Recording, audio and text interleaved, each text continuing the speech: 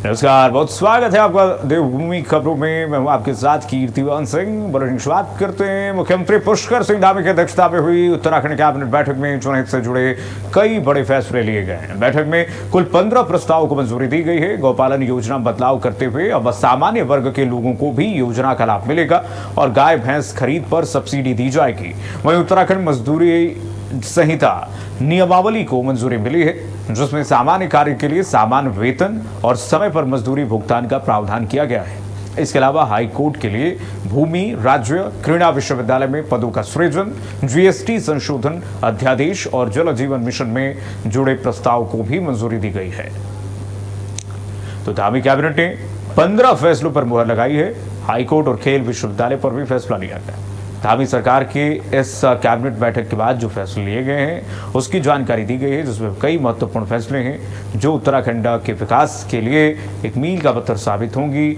वहीं संशोधन अध्यादेश और जल जीवन मिशन से जुड़े प्रस्ताव को भी मंजूरी दी गई है, जिस बात की जानकारी आज कैबिनेट के बैठक के बाद दी गई है। कई ऐसे महत्वपूर्ण फैसले जैसे मजदूरी नियमावली पर भी मंजूरी मिल गई है, जिसमें सामान्य काम के समान वेतन और समय पर मजदूरी की बात कही गई है। धामी कैबिनेट ने इन 15 फैसलों पर जो हरी झंडी दिखाई है उसमें हाई कोर्ट, खेल विश्वविद्यालय, इंफ्रास्ट्रक्चर को कैसे बढ़ावा दिया जाए, इन तमाम बातों को लेकर के धामी सरकार ने इन फैसलों को मंजूर कर दिया है।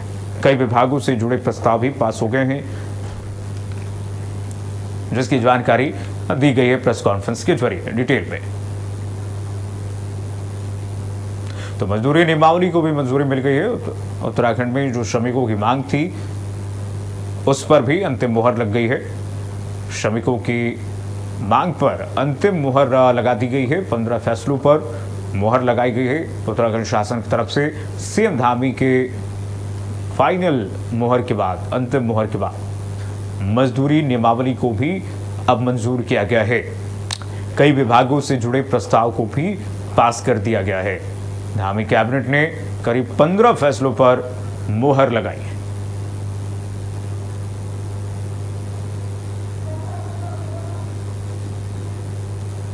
परियोजना के क्रियान्वयन हेतु समझौता ज्ञापन गठित किए जाने के संबंध में गंगा एक्सप्रेसवे के मेरठ से हरिद्वार तक विस्तारित संबंधी महत्वाकांक्षी अंतर्राज्यीय अवसंरचना परियोजना पर उत्तर प्रदेश और उत्तराखंड सरकारों के मध्य सैद्धांतिक सहमति स्थापित हो गई है। यह परियोजना हरिद्वार एवं प्रयागराज जैसे देश के प्रमुख धार्मिक एवं सांस्कृतिक केंद्रों को सीधे जोड़ते हुए धार्मिक पर्यटन एवं तीर्थ यात्रा को प्रोत्साहित करेगी। साथ ही व्यापारिक गतिविधियों, औद्योगिक निवेश एवं रोजगार सृजन को नए अवसर इससे विकसित होंगे। एक्सप्रेसवे के निर्माण से यात्रा के समय परिवहन लागत को उल्लेखनीय कमी आएगी तथा माल एवं यात्री परिवहन अधिक सुगम, सुरक्षित एवं दक्ष बन सकेगा। इस दृष्टिकोण से उत्तर प्रदेश सरकार एवं उत्तराखंड सरकार के मध्य गंगा एक्सप्रेसवे का हरिद्वार तक विस्तारीकरण परियोजना के क्रियान्वयन हेतु समझौता ज्ञापन गठित किया जा रहा है। ये पहले भी हो गया था माननीय मुख्यमंत्री द्वारा।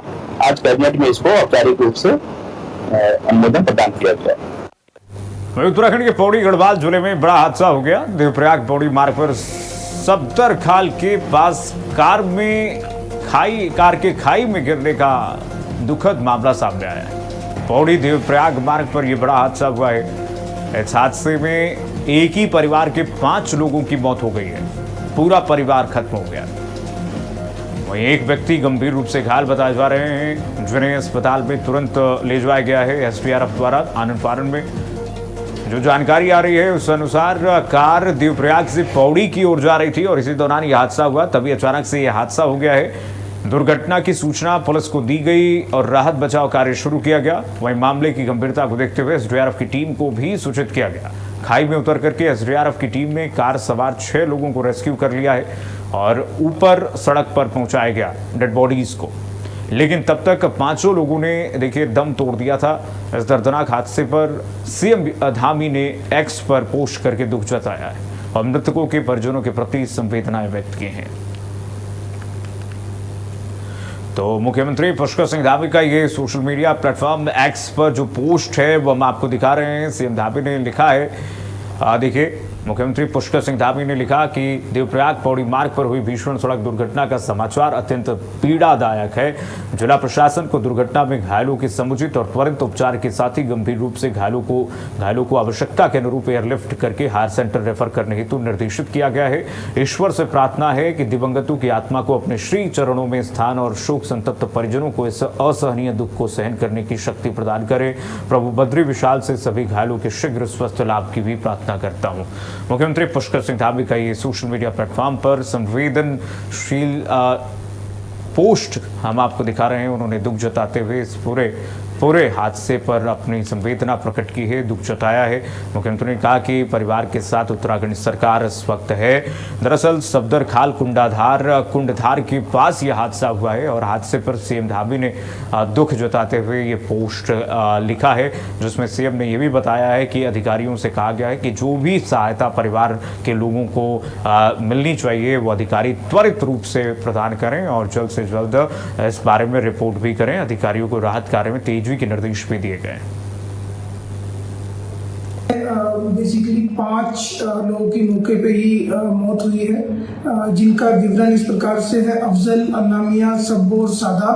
एक अन्य व्यक्ति है जिसकी पहचान हम लोग कर रहे हैं। एक जीवित व्यक्ति अरमान पुत्र अफजल, जिसे श्रीनगर हॉस्पिटल भेजा गया है। इसकी विस्तृत जांच हम लोग करेंगे। बाकी जो डेड बॉडीज हैं उनका पंचायतनामा भर के आगे पोस्टमार्टम के लिए जिला अस्पताल पौड़ी भेजी जा रही है। बढ़िया की लगातार हो रही बारिश के बीच कैबिनेट मंत्री खजान दास ने देहरादून के मन्नूगंज, रिस्पना, मोहिनी रोड समेत नदी नालों के किनारे बसे क्षेत्रों का दौरा किया है। मंत्री ने स्थानीय लोगों से मुलाकात करके हालात की जानकारी ली और जलस्तर बढ़ने पर सतर्क रहने की अपील की है। उन्होंने अधिकारियों को मानसून के दौरान अलर्ट मोड में रहने और आपात स्थिति से निपटने के लिए तैयार रहने के निर्देश भी दिए हैं। मंत्री ने सुरक्षा पुस्तों, बारिश से हुए नुकसान और संवेदनशील स्थानों की जानकारी लेकर के जरूरी कार्रवाई तेज करने के निर्देश भी दिए हैं। तो मंत्री खजान दास ने जायजा लिया है। देखिए किस तरह से बारिश के बीच मंत्री ने अधिकारियों के साथ सड़कों का जायजा लिया है, क्षेत्र का उन्होंने जायजा लिया है। प्रशासन को अलर्ट मोड पर रहने के निर्देश मंत्री की तरफ से, मंत्री खजान दास की तरफ से दिया गया है। आपात स्थिति में तुरंत मदद की अपील भी मंत्री खजान दास ने अधिकारियों से की है। मंत्री खजान दास ने कहा कि लोगों को सुरक्षित स्थानों पर पहुंचाएं और लोगों को जागरूक करें। अगर कोई ऐसी स्थिति, आपात स्थिति प्रकट होती है तो वहाँ पर अधिकारी त्वरित गति से रेस्क्यू पहुँचाएं, वहाँ पर मदद पहुँचाएं। आपात स्थिति में तुरंत लोगों को मदद देने की अपील अधिकारियों को मंत्री खजान दास ने की है। साथ ही साथ जो क्षेत्र के लोग हैं उनसे भी मंत्री ने बातचीत की है, उनकी संवेदनाएं सुनी हैं, उनकी बातें सुनी हैं मंत्री खजान दास ने, और उनसे आश्वासन दिया है कि उत्तराखंड शासन लगातार इस पूरे स्थिति पर नजर बनाए हुए है। कोई भी ऐसी स्थिति आती है तो त्वरित तौर पर राहत पहुंचेगी। ये मुख्यमंत्री पुष्कर सिंह धामी ने भी इस बात का आश्वासन दिया है और मंत्री खजान दास ने भी लोगों के बीच पहुंच करके डोर टू डोर उन्होंने संवाद किया है और स्थिति का जायजा लिया है। साथ ही साथ नदियों की स्थिति का भी मंत्री ने जायजा लिया है। देखिए जरा तस्वीर आपको दिखा रहे हैं। देहरादून में प्रशासन को अलर्ट मोड पर रहने के निर्देश मंत्री खजान दास की तरफ से दिया गया है। आपात स्थिति में कैसे, किन गाइडलाइंस का फॉलो करना है और किस तरह से कार्रवाई करनी है, इसको लेकर भी उन्होंने फीडबैक लिया है। क्या व्यवस्थाएं प्रशासन की तरफ से हैं, इसको लेकर के भी मंत्री ने बातचीत की अधिकारियों से। बढ़ेगा कि हरिद्वार में सावन के मौके पर कांवड़ यात्रा की भक्ति और आस्था का रंग देखने को मिला है। भारतीय जनता युवा मोर्चा के राष्ट्रीय अध्यक्ष तेजस्वी सूर्या हर की पौड़ी पहुंचे, जहां उन्होंने मां गंगा में स्नान करके पूजा अर्चना की और भगवान शिव के जलाभिषेक के लिए गंगा जल भरा। इसके बाद वो ऋषिकेश स्थित वीरभद्र महादेव मंदिर के लिए रवाना हुए। तेजस्वी सूर्या ने कांवड़ यात्रा को दुनिया की सबसे बड़ी युवा भागीदारी वाली आस्था यात्रा बताया है। उन्होंने कहा कि वो राजनीतिक कार्यक्रम के लिए नहीं बल्कि श्रद्धालु के रूप में यात्रा में शामिल होने पहुंचे हैं। तो हरिद्वार में आस्था की यात्रा में उत्साह दिखा। इस बीच भारतीय जनता पार्टी के युवा मोर्चा के अध्यक्ष तेजस्वी सूर्या ने भी कांवड़ उठाई है और आस्था की डुबकी भी उन्होंने लगाई। गंगा जल को लेकर के BJYM भारतीय जनता युवा मोर्चा के राष्ट्रीय अध्यक्ष तेजस्वी सूर्या ने यह संदेश दिया है और आस्था की डुबकी उन्होंने मां गंगा के अविरल जल में उन्होंने लगाई है। तेजस्वी सूर्या ने कांवड़ भी उठा करके हर हर महादेव के जयकारों के साथ कांवड़ियों के साथ चले और आस्था के साथ साथ तैयारियों का भी उन्होंने वहां पर जायजा लिया। भारतीय जनता युवा मोर्चा के राष्ट्रीय अध्यक्ष हैं तेजस्वी सूर्या और उन्होंने कांवड़ उठा करके भारतीय जनता युवा मोर्चा के सभी सदस्यों से संदेश भी दिया कि सेवा भाव के साथ सभी लोगों का, सभी कांवड़ियों का, भक्तों का वहाँ पर भारतीय जनता युवा मोर्चा के जो कार्यकर्ता हैं वो स्वागत करें, मदद की आवश्यकता हो तो मदद करें। अध्यक्ष हमारे तक मौजूद बातचीत करने के लिए जाना चाहेंगे आपसे। आप आज यहाँ पर मौजूद हैं, क्या कुछ मकसद आपका है? मुख्य उद्देश्य क्या है आपका? कांवड़ यात्रा में करोड़ों युवा आते हैं, श्रद्धा के साथ आते हैं, भगवान के प्रार्थना के लिए, अपने परिवारजन को, अपने गांव को, अपने लोक कल्याण को अच्छे हो, इसके लिए आज मैं भी इसी के लिए आया। बढ़ेंगे आगे। उधम सिंह नगर में आपदा प्रबंधन विभाग की ओर से एक दिवसीय वर्कशॉप का आयोजन किया गया। कार्यक्रम का शुभारंभ आपदा प्रबंधन और पुनर्वास मंत्री मदन कौशिक ने किया। वर्कशॉप में जिले से लेकर के प्रदेश स्तर तक के अधिकारी शामिल हुए। इस दौरान आपदा से पहले की तैयारियों, राहत और बचाव कार्यों की रणनीतियों पर चर्चा की गई है। मंत्री मदन कौशिक ने कहा कि सरकार का उद्देश्य आपदा के दौरान होने वाले नुकसान को कम करना है, जिसके लिए लगातार बेहतर योजनाएं तैयार की जा रही हैं। तो आपदा से निपटने के लिए सरकार की क्या तैयारियां हैं, उसको लेकर के मंथन किया गया है। अधिकारियों ने अपने अपने अनुभव और फीडबैक जो है उस सुझाव भी साझा किए हैं। नुकसान कम करने की रणनीति पर प्रशासन और शासन की नजर है। आपदा प्रबंधन वर्कशॉप में मंत्री मदन कौशिक ने अधिकारियों को निर्देश भी उन्होंने दिया और आपदा प्रबंधन के सभी कार्यों का जायजा भी लिया। किस तरह से आपदा प्रबंधन विभाग तैयार है किसी भी स्थिति से निपटने के लिए, आपदा से निपटने के लिए, फायर से लेकर के जो डिजास्टर मैनेजमेंट है उन सब के बारे में प्रेजेंटेशन अधिकारियों ने दी है मंत्री मदन कौशिक के समक्ष और उन्होंने सभी अधिकारियों से बातचीत की है। आपदा के लिए क्या मैनेजमेंट है, किस तरह से विभाग तैयार है, क्या रिसोर्सेस हैं, क्या संसाधन है, उनको लेकर के मंत्री मदन कौशिक ने जानकारी भी ली है। एग्जीबिशन भी वहां पर प्रदर्शनी भी लगाई गई थी जिसमें अधिकारियों से उन्होंने बातचीत की है। ये देखिए जरा तस्वीरें, क्योंकि उत्तराखंड ऐसी स्थिति, भौगोलिक स्थिति में है जहाँ पर आपदा बहुत ही वहाँ पर आम बात है और ऐसी स्थिति कभी कभी उत्पन्न होती है। आपने देखा था 2011 में जो त्रासदी आई थी उसके बाद आपदा प्रबंधन विभाग को और भी अलर्ट मोड पर रखने के निर्देश लगातार देते रहे हैं।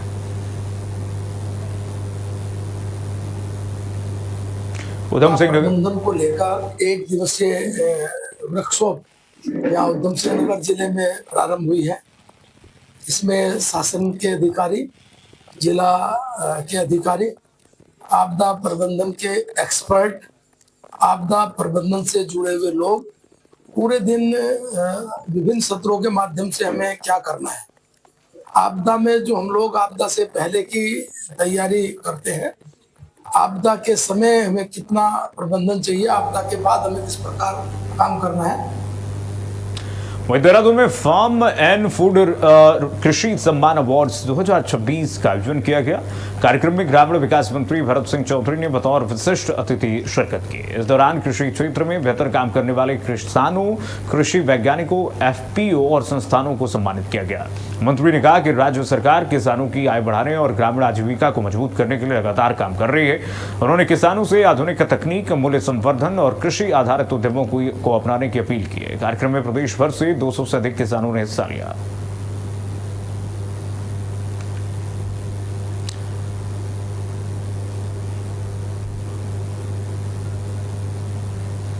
बढ़ेगा आगे। देहरादून में मुख्य सचिव आनंद वर्धन की अध्यक्षता में कौशल विकास और रोजगार योजनाओं को लेकर के समीक्षा बैठक हुई है। बैठक में युवाओं को उद्योगों की जरूरत के अनुसार प्रशिक्षण देने और रोजगार से जोड़ने पर चर्चा की गई है। मुख्य सचिव ने सभी विभागों को एक प्लेटफॉर्म पर काम करने और प्रदेश को स्किल हब बनाने के लिए डैशबोर्ड तैयार करने के निर्देश दिए हैं। वहीं ITI को आधुनिक बनाने और युवाओं को वैश्विक स्तर के रोजगार के लिए तैयार करने पर भी जोर दिया गया। अधिकारियों ने बताया कि प्रदेश में 119 ITI संचालित हैं और रोजगार पोर्टल के जरिए निजी नियोक्ताओं को भी जोड़ा जा रहा है। तो मुख्य सचिव आनंद वर्धन ने अधिकारियों से युवाओं को रोजगार से जोड़ने की अपील की है। अधिकारियों से बातचीत उन्होंने की है और तैयारियों का जायजा लिया है। बढ़ेगा कि देहरादून में मुख्य निर्वाचन अधिकारी डॉक्टर VVRC पुरुषोत्तम ने विशेष गहन पुनरीक्षण अभियान की प्रगति की जानकारी दी है। उन्होंने बताया कि SIR प्रक्रिया के तहत 24,30,000 नोटिसों में से 20,27,000 मतदाताओं तक पहुंचाए जा चुके हैं। 14 जुलाई से 5 अगस्त के बीच फॉर्म 6 के 57,000, फॉर्म 7 के 22,668 और फॉर्म 8 के 26,145 आवेदन प्राप्त हुए हैं। निर्वाचन आयोग राजनीतिक दलों से लगातार फीडबैक ले रहा है और सभी स्तरों पर नियमित समीक्षा बैठकें की जा रही हैं। तो निर्वाचन आयोग की तमाम गतिविधियों की जानकारी VVRC पुरुषोत्तम ने ली है। अधिकारियों से उन्होंने बातचीत की है।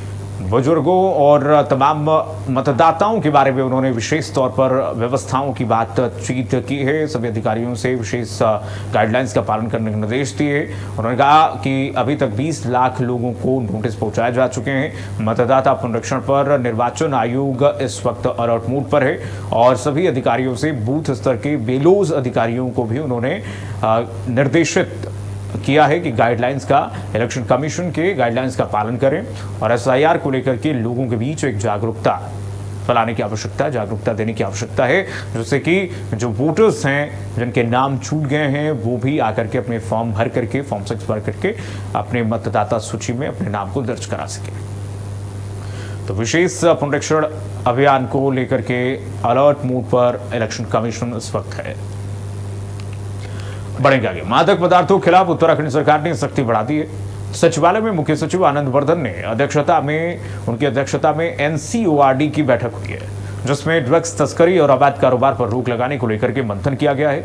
मुख्य सचिव ने अधिकारियों को सप्लाई चेन तोड़ने और मामलों को जल्द निस्तारण करने के निर्देश भी दिए। उन्होंने डी एडिक्शन सेंटरों को सक्रिय करने और अस्पतालों में अलग बेड की व्यवस्था और नए सेंटर खोलने पर जोर दिया। साथ ही स्कूलों में एंटी ड्रग क्लब बनाने और बच्चों को नशे के खिलाफ जागरूक करने के निर्देश भी दिए हैं। मुख्य सचिव आनंद वर्धन ने डी एडिक्शन को लेकर के बच्चों को और युवाओं को नशे से दूर रहने के खिलाफ जागरूकता अभियान चलाने के अधिकारियों को उन्होंने निर्देशित किए हैं कि स्कूलों में भी एक कैंपेन चलाया जाए, एक अवेयरनेस कैंपेन चलाया जाए। साथ ही साथ युवाओं को भी कैसे सप्लाई चेन से, नशे की सप्लाई चेन से तोड़ना है, उसको लेकर के युवाओं को जागरूक किया जाए।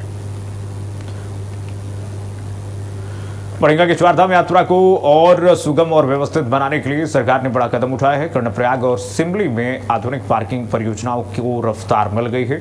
आवास विभाग के सचिव डॉक्टर R राजेश कुमार की अध्यक्षता में हुई बैठक में दोनों परियोजनाओं की समीक्षा की गई।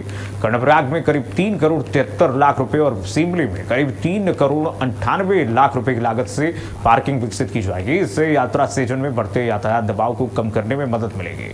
अधिकारियों को समयबद्ध तरीके से निर्माण कार्य शुरू कराने के निर्देश भी दिए गए हैं। वहीं हरिद्वार में कांवड़ यात्रा को लेकर के आस्था का सैलाब उमड़ पड़ा है। अब तक 2 करोड़ 19 लाख से ज्यादा कांवड़िए हरिद्वार से गंगा जल लेकर के अपने गंतव्य की ओर रवाना हो चुके हैं। सावन शिवरात्रि से पहले श्रद्धालुओं की संख्या और बढ़ने की उम्मीद है। सुरक्षा व्यवस्था को लेकर के पुलिस 24 घंटे मुस्तैद है। हर पॉइंट पर जवानों की तैनाती की गई है और श्रद्धालुओं की मदद के लिए विशेष इंतजाम किए गए। हरिद्वार SSP नवनीत सिंह बुल्लर ने कहा कि शिव भक्तों की सुरक्षा और सेवा करना पुलिस के लिए सम्मान की बात है।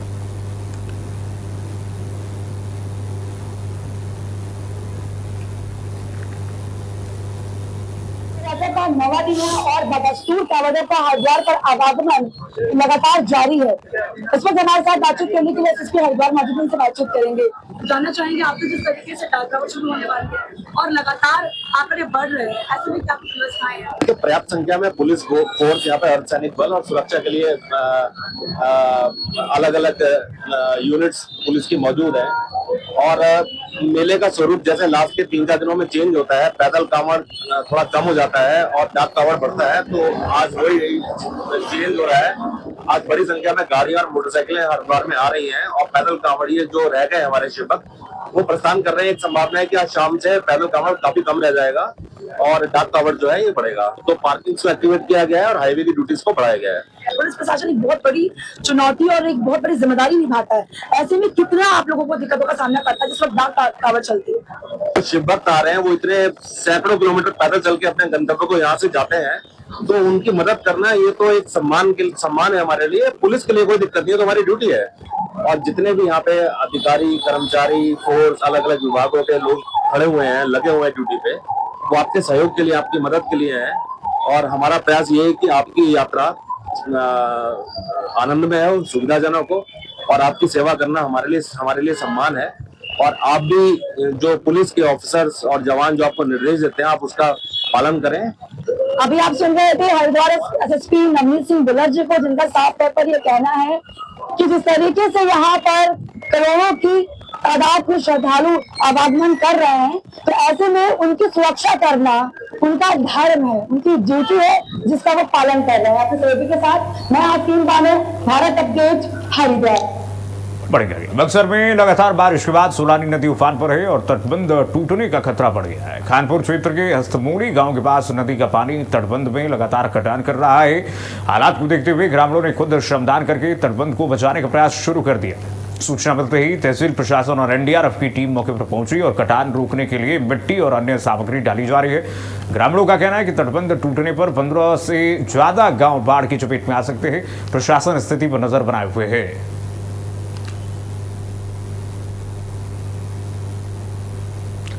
तो ग्रामीणों ने मोर्चा संभाला है और देखिए लक्सर में किस तरह से जब प्रशासन की अनदेखी हुई तो ग्रामीणों ने स्वयं मोर्चा संभाल लिया और इस दौरान ग्रामीणों की मदद से कई जगहों पर तटबंध को संभालने की कोशिश की गई है। और इसके बाद जैसे ही सूचना मिली पुलिस और प्रशासन को इस बारे में आपदा प्रबंधन विभाग वहाँ पर एक्टिव हुआ और आपदा प्रबंधन के कर्मचारियों ने वहाँ पर इस तटबंध को बचाने के लिए कई बोरे यहाँ पर कई गट्टे यहाँ पर बालू वहाँ पर पहुँचाए गए हैं, रेत पहुँचाए गए हैं ताकि ये तटबंध बचा रहे और लगाया गया है। बचाव में अब टीमें जुटी हुई हैं। 15 गांव पर बाढ़ का खतरा इस तटबंध टूटने के बाद जताई जा रही आशंका। सोलानी नदी का जो जलस्तर बढ़ रहा है, जो कहर सोलानी नदी इस वक्त बरपा रही है, उससे आसपास के जो तटीय गाँव हैं उनके निवासियों को ये खतरा मंडरा रहा है कि ये पूरा बाढ़ के चपेट में पूरा गांव आ सकता है।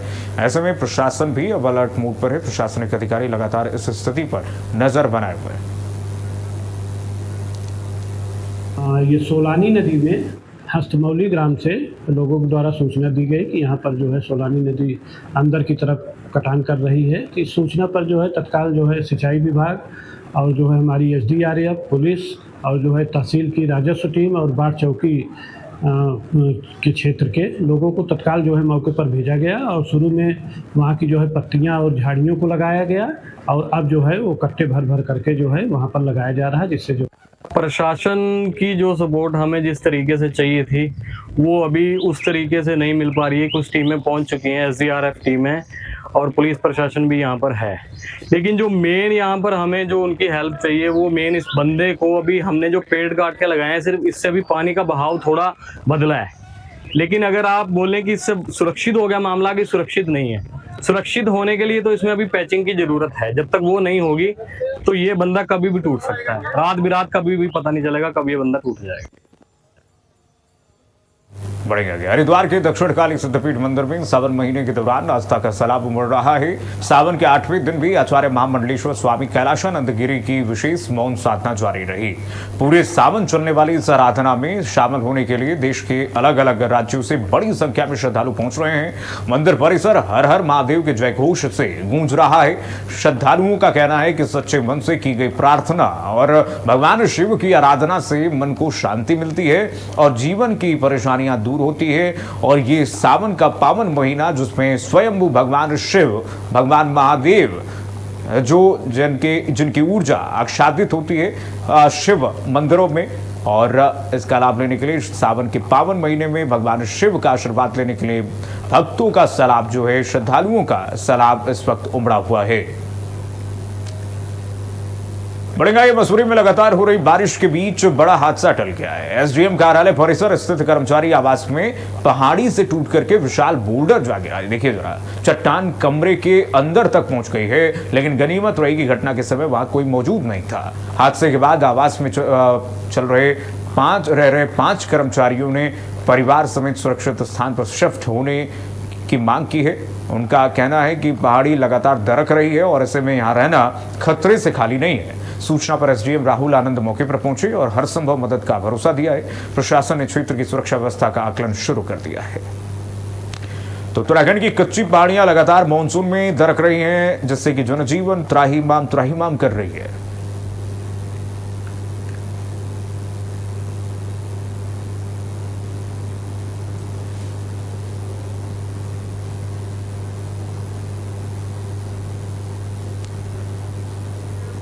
तरीके की जनहानि नहीं हुई है, लेकिन जब पूरी आवासीय परिसर को हम लोग देखते हैं तो इसका बहुत ही बुरा हाल है। वो किसी तरीके, मुझे तो लगता है यहाँ पे ना तो किसी तरीके की पहले से कोई मेंटेनेंस हुई है आवासों की, और आज तो इस स्थिति में है कि अब तो बिल्कुल भी यहाँ पे कोई भी स्टाफ मुझे लगता नहीं रह सकता है, क्योंकि पूरी तरीके से अंदर जो मलबा भरा पड़ा है, जिस तरीके से रात को बोल्डर ऊपर से आए हैं, ऊपर किसी तरीके का कोई कंस्ट्रक्शन का काम हो रहा है शायद से, उसी वजह से, क्योंकि वहाँ पे ग्रिल मशीन लगी हुई है तो उसी वजह से ये बोल्डर गिर रहे हैं। और मैंने एसडीएम से भी बात करी है कि आप जो यहाँ पे जो ये 3 परिवार रह रहे हैं, इनके रहने की आप व्यवस्था करें, परमानेंट रहने की आप व्यवस्था करें। और देवभूमि खबरों में बस इतना ही। खबरें लगातार जारी, देखते रहिए भारत अपडेट।